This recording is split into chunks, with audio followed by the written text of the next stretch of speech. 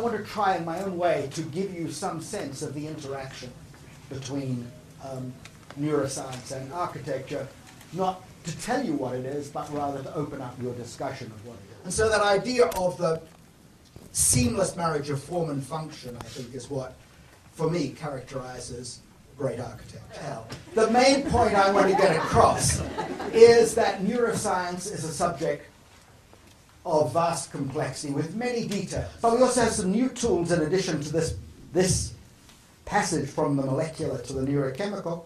We have brain imaging studies where we can put somebody in a scanner, ask them to do a task, ask them to do another task, and then see which parts of the brain are more engaged. Finally, I want to emphasize the social dimension, that our brains didn't evolve just to do fancy computations in our heads. They didn't just evolve to allow us to interact with the physical world. They evolved to allow us to be social beings. So that, and the dazzling challenge for us is, which of those levels matters when we discuss a particular aspect of architecture? Where do we follow the study?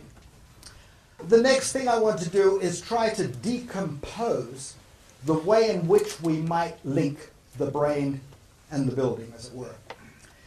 And to step back from the brain for a moment, I think we can talk of a virtuous circle in neuroscience.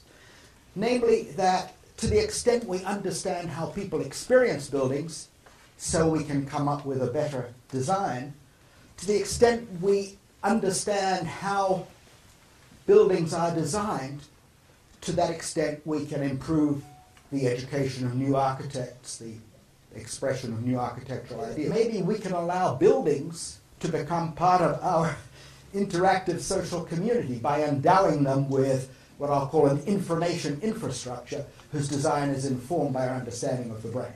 If you're designing a hospital versus a school versus a workplace versus a church, then there are different aspects of the mind to understand. Can we enrich that understanding by getting down into some of the underlying neuroscience? Where we overlap is in our concern with the hand.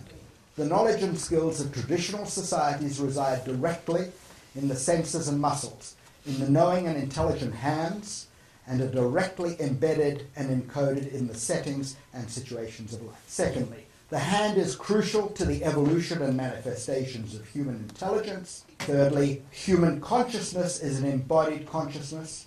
The world is structured around a sensory and corporeal center. Architectural ideas arise biologically from unconceptualized and lived existential knowledge rather than from mere analysis and intellect. And I jump on the word mere. I say, come on, analysis and intellect aren't mere. So the issue is not to say that, down with intellect, up with the hand, but rather to understand more richly how the intellect and the embodiment come together to inform our everyday life and our architectural practice. And then, so the title I'm going to work with is From Hand to Symbol and Back Again. And let me start with this beautiful picture from my colleague Marc Genereux, who died just a few months ago. And what I think that Johanni will be pleased is this is clearly a picture of a hand that can think for itself, because it's not connected to anything else. But what this is showing is that as you reach to grasp, you not only are getting the hand into the right place for the grasp, but you're already pre-shaping the hand appropriately to the object. So it, for us, phenomenologically, if you will, it's a seamless whole of combining the location and the shape of the object into this single integrated act of arm and hand. But in fact, if people have damage to a certain part of the cerebellum, it's no longer seamless. So what they have to do is sort of open their hand like this and move it to the object. Then when it hits, they'll use the sense of touch instead of vision to guide that final grasp.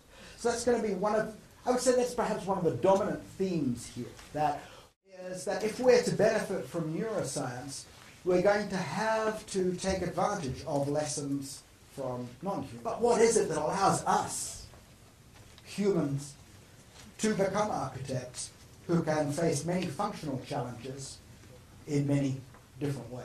A debate I think, between some people. In fact, there was it's discussed in the Thinking Hand. There was a recent internet chat group going on this. It's sort of sketch versus CAD. I mean, can you really come up with a decent design if you're not sketching by hand rather than using CAD? And so I start with this famous sketch of Frank Gehry's, and I think it may have some historical value, but if he were to hand this to you and say, okay, I'd like you to work on this building.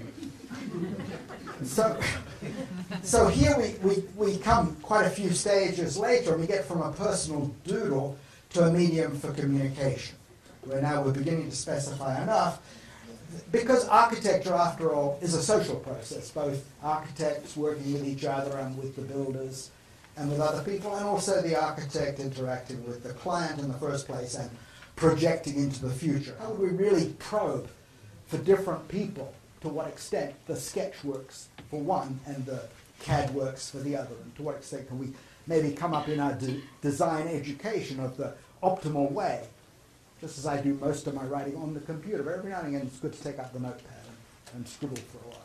We're really at a point where architects and neuroscience have to work together to design what are the meeting points.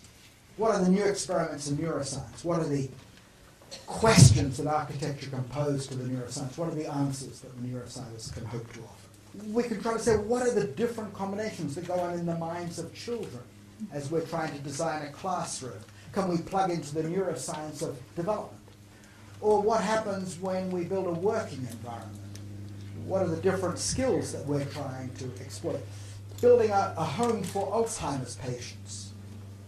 What do we do to create a supportive environment for them? When you're the architect, you have to imagine not how you would experience the building, but how the client or the dweller would experience the building.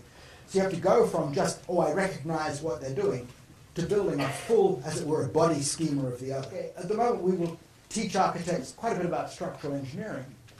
But for many architects, in future life, they won't do the structural engineering, but they'll know enough to come up with a design that is a reasonable starting place for the structural engineer to fill in the details and then provide the feedback that refines this. So I could imagine in the future that we'll have courses on brain theory and artificial intelligence for architects.